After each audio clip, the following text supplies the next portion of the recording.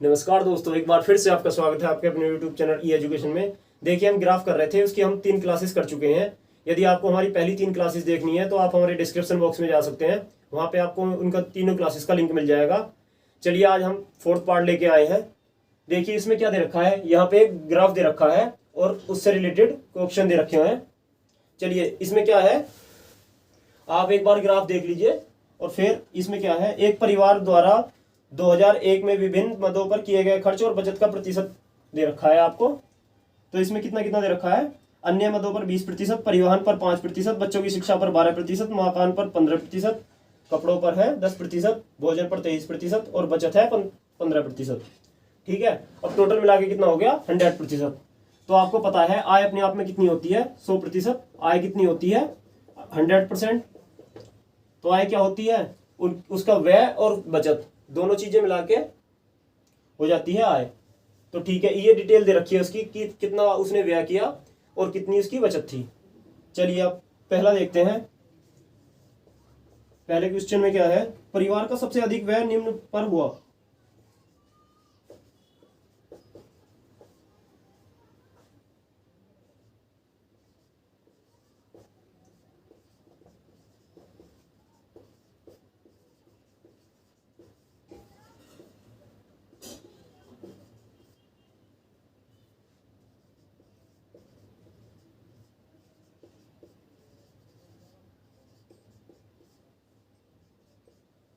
इसमें ऑप्शन क्या है, पहला है भोजन, दूसरा ऑप्शन है मकान, तीसरा ऑप्शन है बच्चों की शिक्षा,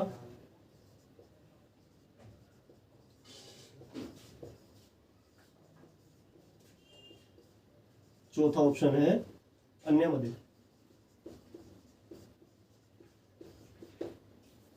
ठीक है, अब एक बार ग्राफ देखिए, उसमें देखिए किसका प्रतिशत सबसे अधिक है। तो किसका अधिक है, भोजन, इसका 23% है और सबका इससे कम है। और सबका प्रतिशत भोजन से कम है, क्योंकि भोजन का है 23% और अन्य का 23 से कम है सबका। देखिए, अन्य मदों का भी है 20%, बचत का भी 15%, मकान का भी 15% दे रखा है, कपड़ों का 10%, परिवहन का 5% और बच्चों की शिक्षा का 12%। तो सबसे अधिक किसका हो जाएगा, भोजन का। तो ये भोजन कौन से ऑप्शन में दे रखा है, भोजन दे रखा है आपको फर्स्ट ऑप्शन में। भोजन कौन से में दे रखा है, फर्स्ट ऑप्शन में। तो इसका क्या आंसर हो जाएगा, इसका हो जाएगा भोजन। ये आ गया आपके समझ में। चलिए आगे चलते हैं।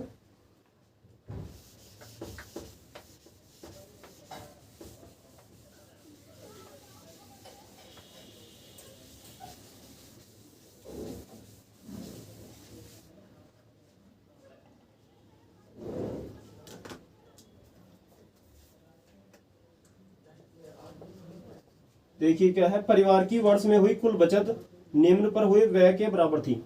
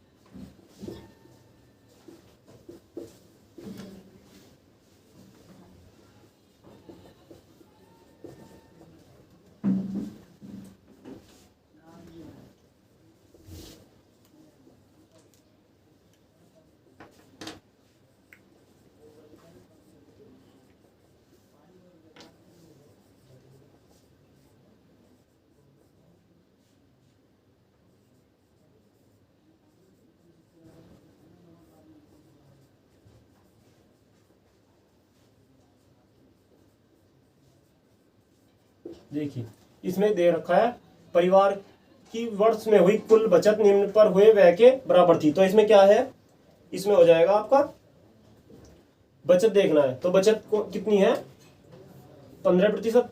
तो 15% और किसकी है, मकान की। तो ऑप्शन कौन सा हो जाएगा, ऑप्शन नंबर 3, मकान की 15% हो जाएगी। अब ये पहला क्यों नहीं हुआ? देखिए भोजन का कितना है, भोजन का दे रखा है आपका 23%, कपड़ों का कितना है, कपड़ों का है 10%, परिवहन सहित अन्य मदे, देखिए परिवहन पर कितना है 5% और अन्य मदे पर 20%, टोटल हो जाएगा 25%। तो इसका ऑप्शन कौन सा हो जाएगा? ऑप्शन नंबर थर्ड मकान, ऑप्शन नंबर थर्ड मकान। चलिए अब आगे चलते हैं।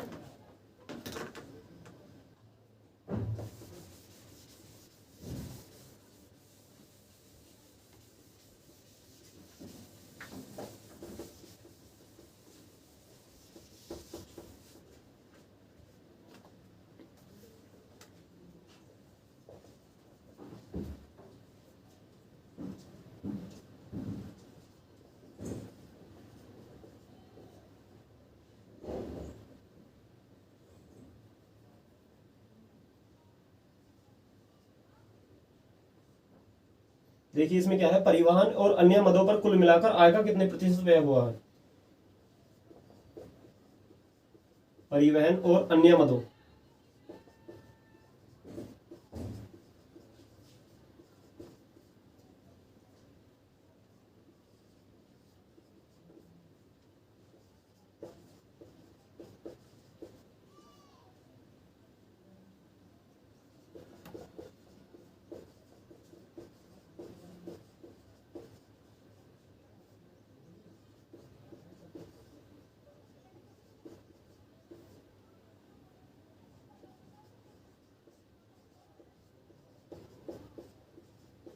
देखिए इसमें ऑप्शन क्या क्या दे रखे हैं।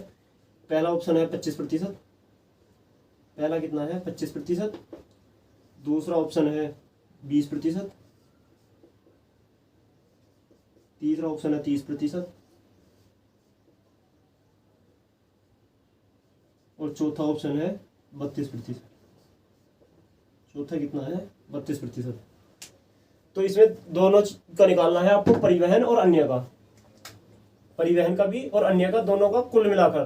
कुल मिलाकर का क्या मतलब हो गया कि ये दोनों जोड़ने हैं। तो देखिए परिवहन पर कितना है 5% और अन्य मदों पर 20%। परिवहन पर कितना दे रखा था 5% और अन्य मदों पर है 20%। तो टोटल कितना हो जाएगा, इन दोनों को ऐड कर लेंगे, कितना हो जाएगा 25, 5 और 20 25। तो ऑप्शन कौन सा है? ऑप्शन नंबर फर्स्ट, 88 का कौन सा हो जाएगा? Option number first. चलिए आगे चलते हैं।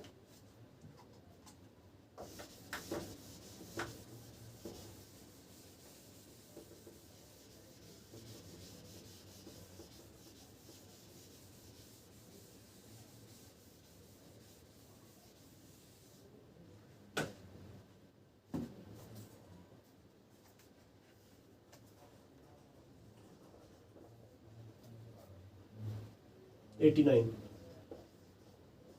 यदि परिवार की कुल आय 1 लाख रुपए थी तो बच्चों की शिक्षा पर कितना धन व्यय हुआ?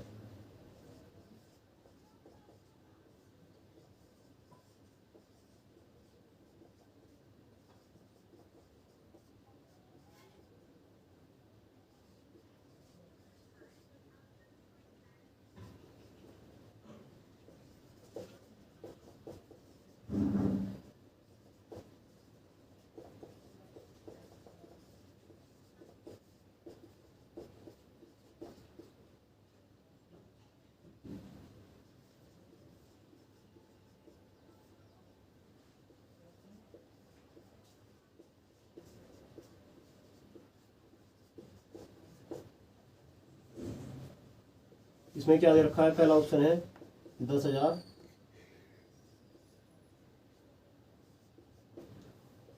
दूसरा ऑप्शन कितना है 12,000,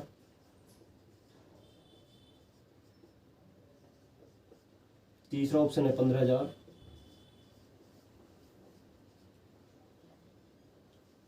और चौथा ऑप्शन है 23,000।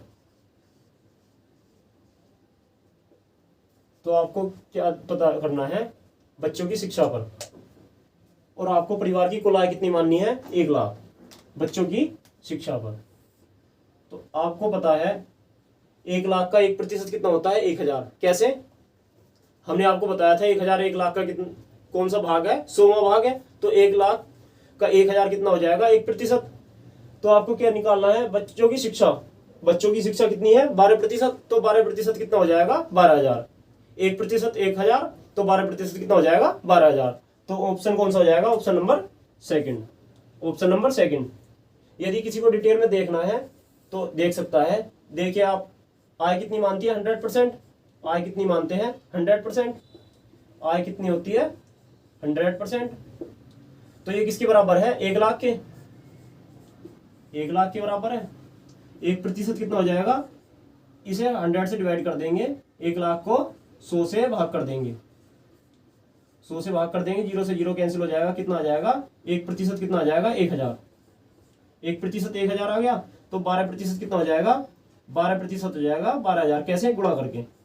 12 की गुणा जब 1000 में करेंगे, क्योंकि 1000 किसकी वैल्यू है 1% की, तो 12% की कितनी हो जाएगी 12000 रुपये। लेकिन आपको डिटेल में नहीं करना, ये सिंपल क्वेश्चन था तो आप डायरेक्टली कर सकते हैं। आपको पता होना चाहिए कि 1000 1 लाख का 100वां हिस्सा होता है, इस वजह से 1% होता है। तो ये 12% निकालना है, तो 12% कितना हो जाएगा 12000।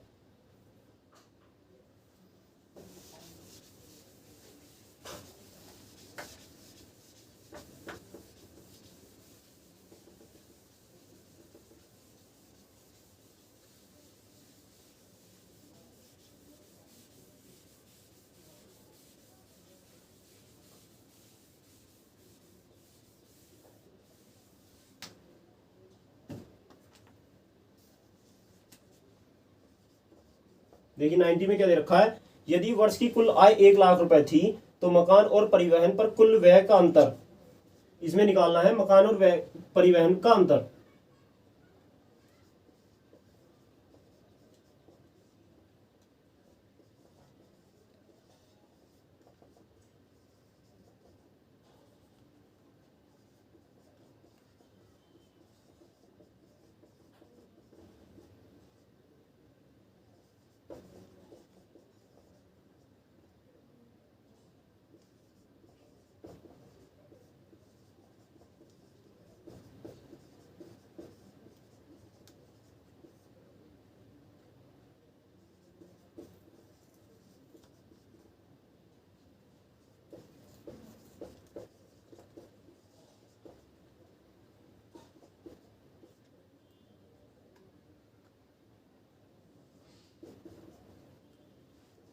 ऑप्शन क्या है, पहला है 15000, दूसरा 12000 और तीसरा 7000, चौथा कितना है 10000। 15000, 12000, 7000 और चौथा है 10000।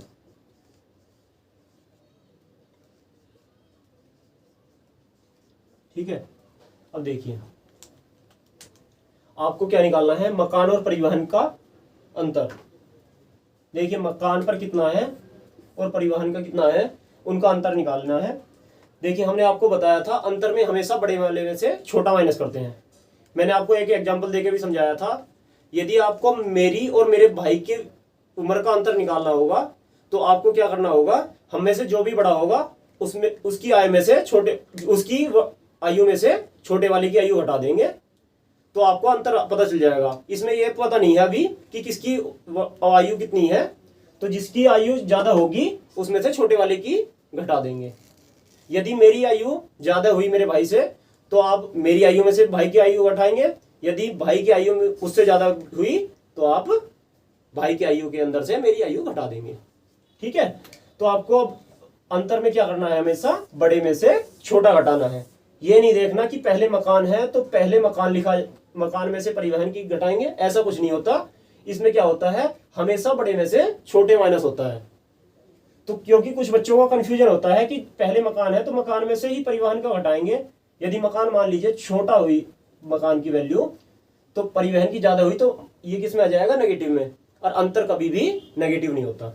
ठीक है, चलिए तो इसमें क्या, किसका मकान का कितना है, मकान का है 15%, मकान का कितना है 15%, और परिवहन का है 5%। परिवहन का कितना है 5%, तो अंतर कितना आ जाएगा 10%। अंतर कितना आ गया 10%, तो इसका आंसर कितना हो जाएगा 10%। लेकिन आपको कितना दे रखा है 1 लाख, तो 1 लाख अगर 100 के बराबर है तो एक कितना हो जाएगा 1000, तो 10% कितना हो जाएगा 10000। तो आंसर कितना हो जाएगा आपका ऑप्शन नंबर 4 10,000। अब ये करेंगे कैसे, डिटेल में दिखाते हैं आपको। अंतर कितना हो जाएगा, मकान कितना था, मकान का था 15% और परिवहन का कितना था, परिवहन का था 5%। अंतर घटा के कितना आ गया, 10%। ठीक है, अब 10% की वैल्यू निकालनी है। आपको पता है 100% होती है किसी की भी आय, तो 100% कितनी है, 1 लाख। 100% कितने की बराबर दे रखी है, 1 लाख के, तो 1% कितना आ जाएगा, 1000। कैसे, 1 लाख को 100 से डिवाइड करके। तो आपको कितनी निकालनी है, 10%। 10% निकालने के लिए किससे, 10 से गुणा कर देंगे 1000 को। 10 से गुणा किस को करेंगे, 1000 को। 1000 को क्यों, क्योंकि 1000 1% की वैल्यू है, तो 10% की कितनी हो जाएगी, 10,000। कितनी हो जाएगी, 10,000। तो ऑप्शन कौन सा हो जाएगा आपका, ऑप्शन नंबर 4। लेकिन इस टाइप के क्वेश्चन आपको पेन फ्री ही करने हैं, क्योंकि ये बहुत सिंपल टाइप है। चलिए फिर आपसे मिलते हैं अगली वीडियो में।